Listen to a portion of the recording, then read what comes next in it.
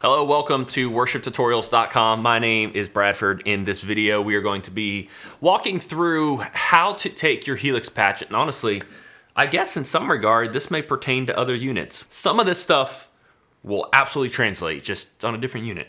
Brian did a video talking about just common problems and error codes and best practices for getting going with your patches, getting them into HXEdit, getting them into your unit. And I'm talking about what comes next when you're actually trying to utilize them.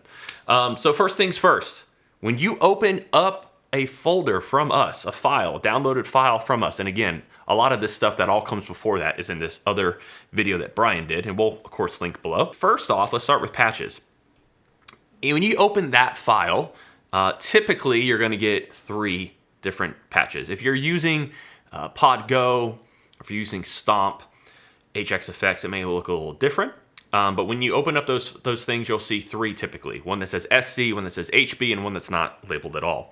That one is just stock cabs, and then you'll see SC and HB, stands for single coil and humbucker. And we'll elaborate a little bit more on that here in this video. But basically, those are starting points. We strongly recommend, and I've wanted to just ditch the stock cab patches, but Brian, in all of his wisdom, feels that there may still be some value in keeping them, so we do that. The SC patches, we grab single coil guitars. If you're familiar with the channel, there's a plethora sitting over here of single coil and humbucker guitars. We try couple different tele options. We try a couple different strats. We could try some guitars with like P90s, more specifically the Ristrettos. When it comes to humbucker guitars, we have some PAF style pickups. We have some PRS humbuckers, a few different kinds of those. We have some cremas. We have some grinders. We have some Filtertrons. We have other, like some of the SE line pickups from PRS. We have some McNelly humbuckers as well. So we try different things, and we try our best to try just about everything so we can kind of get an idea, especially if a patch just isn't hitting for us. And we're like, what can we do? And we try to experiment. We recently were doing that and realized that some pickups we needed to turn the gain way down, and some pickups we thought that we needed to gain back up, even though they were both humbuckers. So which one should you use? Well, start with the patch that is for the pickup you're going to use most often, especially you have like an HSS Strat, for example, or maybe like a Duesenberg, P90 in the neck, humbucker in the bridge. Pick the one that correlates to the pickup you're probably going to use most often. Start there. If the guitar is a tele, 2 single coils, you want to use a single coil. But it does not mean you have to use that. Choose what sounds good to you. We'll get to some tweaking stuff later, but that's why they're there. The stock cab, of course, is just stock cabs.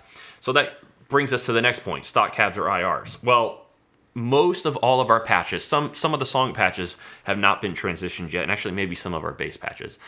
But most of them all have IRs that we have made ourselves. And we had, for a long time, we were using Tone Junkie IRs, and we think they sound great.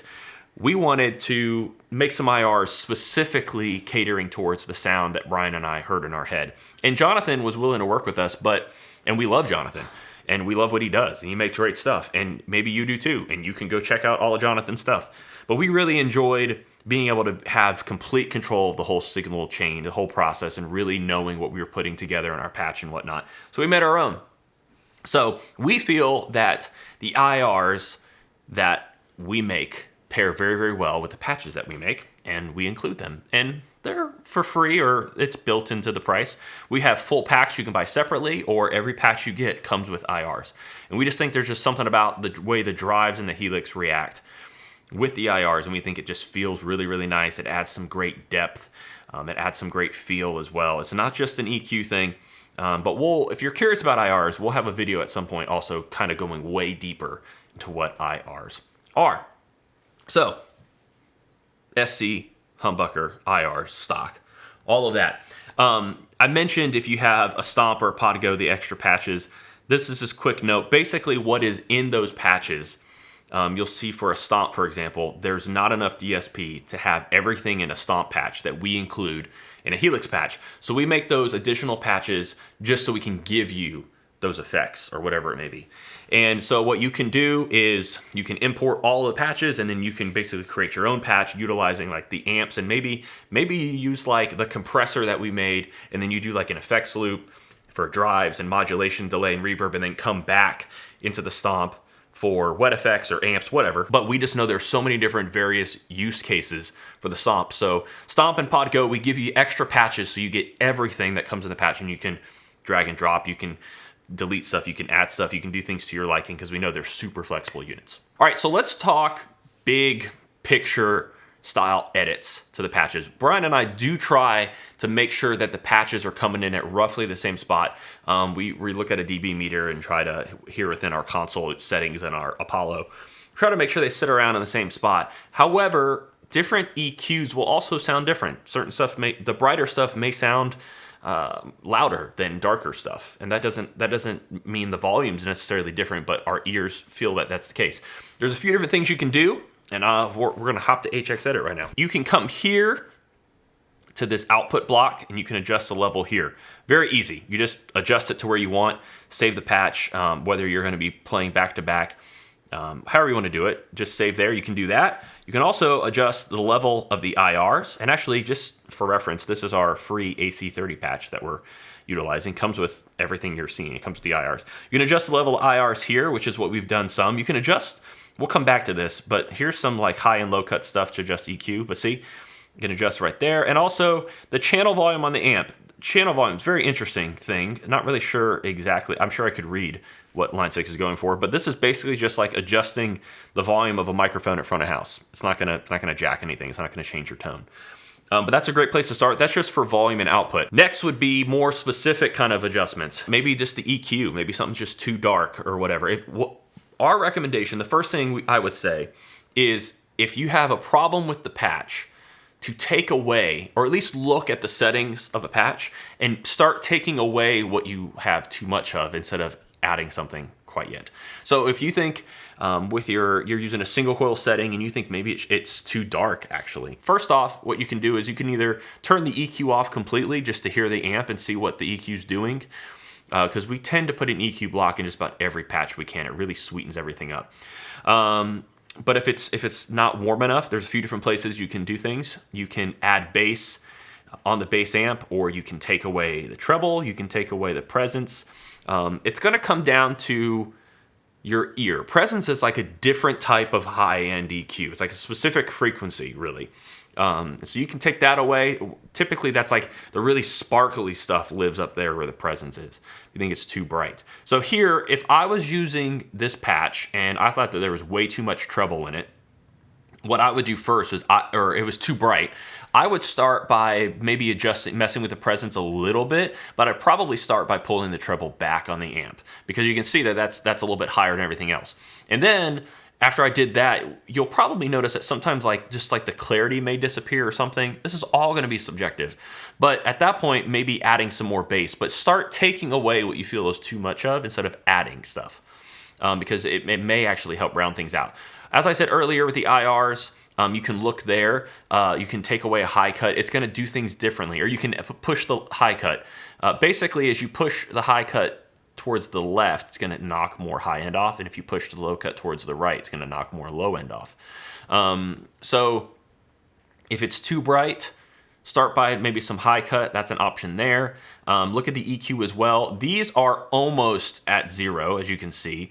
Basically, they sit dead center, so we don't really do too much, but we just sweeten things up. Also, I guess back to level, you can adjust the level on the EQ because it's post amps. It's not going to do too much to the amps. If it was before the amps and you had added level to the EQ, it's going to drive the amps. But anyways, yes. So take away stuff first before you add things. Real easy with the EQ side of things. And it's going to come down to preference. Another big thing that we sometimes see is, or people ask about, is just adjusting the gain. Now there's a couple different things here. First off, we tend to use a amp gain switch in our Helix patches. And so you're gonna have to do things differently. If you look here, we're on the amp settings. If you look here, you will see that in this instance, the drive is white and it's in brackets. What that means is that we have it mapped to a switch, and you can see it here too, it's labeled to that. So what we do instead, if you mess with this, it's gonna do some weird things. You wanna go to the bypass controller assign here, and you wanna hit drive here. So what we have this set to is the minimum drive is at 5 and the maximum is 6.7. So if it sounds as is, if it sounds like there's too much drive, and then try stepping on the switch first. Does that max drive sound? Do you like that sound? And do you want to keep that? So keep that in mind. And then if you want to adjust the bass setting, you're going to bring the minimum drive down here instead. Now, if we are not talking about, or if we do not have an amp drive switch mapped, then you can just adjust it here. You'll see here that it says 5, and if we step on the switch, then it's going to go up to 6.7, which is where we have it mapped. There's Helix down there. So start there. Start in the controller section here and adjust it there. And if you like where it's boosted to, you can keep that, or you can adjust that and bring that down a little bit too. You'll see that the math here is that the gain goes up by 1.7. So if you want to keep that, you can. If you want to get rid of that completely, you can just do that. You can just get rid of it. So that's one way to adjust gain. Another way is we like to boost the compressor a little bit. So if you come and check that out, you can bring the compression level down, or the mix is at 74. Sometimes just bringing that down helps. But if you see the levels at 4 dB, you can bring that down a little bit, and that's an option. In the same realm, sometimes people will say that the level difference when stepping on different drives or snaps, it's just insane, and makes total sense. We all have different guitars and we all play differently. So it makes complete sense that levels are going to jump more. A lot of the pickups we have are more vintage style, or what Curtis does at Lambertones, they are lower output style, but they're like a more modern, like pristine, perfected sound. But they're lower output. And so our drives, when we step on stuff with our pickups, the volume gain is not as intense as when we use, like one of the PRS guitars, the pickups, the gain is huge. So what we do for that is, I would say go to stomp mode, okay? Or hook up HX Edit as we're showing you here, because we think that's honestly the easiest and best way to do it. And just turn on play clean and turn on one drive at a time and listen to how that affects things. Now, we did spend a lot of time dialing these drives and we think they sound great, but we understand that there are going to be differences. Yes, pulling the level back off of a drive pedal, it's going to change the way it reacts into the front end of the amp. But we already did a lot of the setting. If you think overall it does sound pretty dang good and you like it, just start by pulling some of the level back. No problem. Just pull it back a little bit at a time. Realize that means your amp may not react the same way. The amp and the patch may not react the same, but start there. Also, the Heir Apparent is a low gain drive, and we have it at 3.7 in this patch. Maybe part of the way drive pedals work in the real world, gain and volume are very interactive. Sometimes if you turn gain up more, the volume gets louder. So if you're going to turn gain up, you may want to bring the level down. This is kind of just best practices for drive pedals in general. But start by pulling the levels of the drive down too, and try each one individually and check that out and see what happens. You should be great. That should take care of all of it. Just adjusting little by little. You know, we do like to push the volume of a pedal more than the gain. That's going to push the amp harder. If you put more gain on a drive pedal like in the Helix, and you pull the level back, you're going to get more of the flavor of the drive pedal instead of the amp. So we try to do a little bit of both. We try to push the amps more and then give some flavor. That's why a Tube Screamer doesn't sound super nasally, because we tend to keep the gain down a good bit. Different pickups have different outputs and different headroom. So that's completely natural that these kind of things are going to sound different on different players, and we play differently. We use different picks, all that kind of thing. Also, there is something to be said about how you're monitoring things and how loud you're monitoring these things. Doesn't mean you got to be blasting and blaring at like concert, stadium concert volumes. But if you're able to listen and really dial things in when it's a little bit louder, there's something about the way speakers react. It's different. It's like Fletcher Munson. It's science. Brian taught me. So just Google it. It's a thing. But listen to things. And ideally, if you are able to just go to the place you're playing, your church, and you're able to plug in, and you're able to hear everything that way, that's going to be the better representation, because that's where you're playing and that's how things are reacting to that room. Okay, so using these patches live, actually, what I'm about to say can apply to all things. But what I would say is, before you start tweaking, make sure you have a copy of the original patch so you can revert back to it in case you change something, especially if you're new to the Helix and you're trying to adjust things and you know, are just aren't 100% sure that you're going to be able to get the patch back, or you don't really not sure what you're doing, just save a copy and just call it what it's like the initial name, and call it like copy or base or something. That way you just have a patch available to go back to.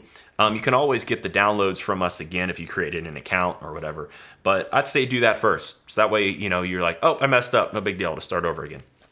And you have the original patch the way we sent it to you. But the next thing is just how we prefer to use them live, or how we may suggest using these things live. Okay, so you're trying to make song presets for Sunday, and at least the easiest thing to me is to take a bass patch. I like to keep things pretty consistent when I play on a Sunday. The changing of amp sounds is just not for me. But either way, you can get the amps that you want to do this with. Just copy the patch. I'm gonna hit Command C here, and then I'm gonna hit Command V to paste, overwrite. Command V, paste, overwrite. Let's say we have 4 songs. Okay, we got all 4 of them. And then I'm gonna go into this patch, I'm gonna rename it. Let's say it's Great Things. Save it, and then, I don't know what Great Things BPM is, but maybe it's 102, I don't know. But then go here, right click, 102, just save the BPM, whatever the BPM is. And then do the same thing. Just do it for the next ones. And even if you're not gonna make snapshots for each song, your BPMs are saved. And it's wonderful. It makes things a lot easier, because especially if you're starting a song, no matter how long I've been playing guitar, I still find that certain lead parts, it's not easy to tap while I play, because something rhythm's gonna get messed up. If I'm already tapping as I'm playing and then I'm trying to play a riff, that's different because I've separated it. I don't know. But you may find that helpful. Utilize that. It's great. Some other things, real easy, quick things that we suggest. Don't use a global EQ. We do have a video, Brian referenced it in our last video, but we'll link it as well. Just some like overall settings we suggest, just some basic practices. I would start by turning that off. And that way you know how things are supposed to sound. The global EQ is going to adjust things, and you're probably going to, especially, first off, mix with your ears, not your eyes. It's very easy to think that something's supposed to look a certain way, and when it doesn't, we freak out. And we're like, oh man, that doesn't sound right. Or, you know, we won't want to add more low end even though it needs more low end because it seems like there's already a lot. But mix with your ears, not your eyes. However, if you're finding that your settings are all whack, and you're like, I don't understand. This patch, I keep turning the low end up and yet it still sounds super thin. Maybe your EQ, global EQ is on and it's shelving a lot of low end and getting rid of it. So that's just a recommendation we have because it can get real confusing. There are times when you should use it, but start with it off. Another thing we always say is to use your volume knob on the unit all the way up. It just makes things a lot easier. You don't have to guess where it is. Some people say they just go straight up, and I guess that's fine. You can do that too. But we say just go all the way up because it means they're getting 100% pure signal at front of house. Each channel on a board has a fader, which is to control the level that it has available, and the gain is to control the level of the signal coming into it. So they can adjust the gain there. They can bring the gain down there. That's what that's for. That's what it's supposed to be there to do. Start there. So that's it. First video Brian did was all about some like technical stuff and starting basically from purchasing the patches or downloading the patches and getting them into the unit. I'm taking you from there is how do you use things live. Trying to help you just understand the different settings you can change as well, so you don't feel like on a Sunday that, you know, if maybe front of house asks you to do something, or they want you to change things, or something sounds weird or doesn't sound like there's enough volume, or maybe there's too much volume. Anyways, we just don't want you feeling like you're wandering aimlessly while you're editing patches and going through menus and you don't really know what's going on and you don't really... I'm wandering aimlessly. So that's it. Links below if you want to check out more videos. Subscribe if you haven't. We'll see you next time.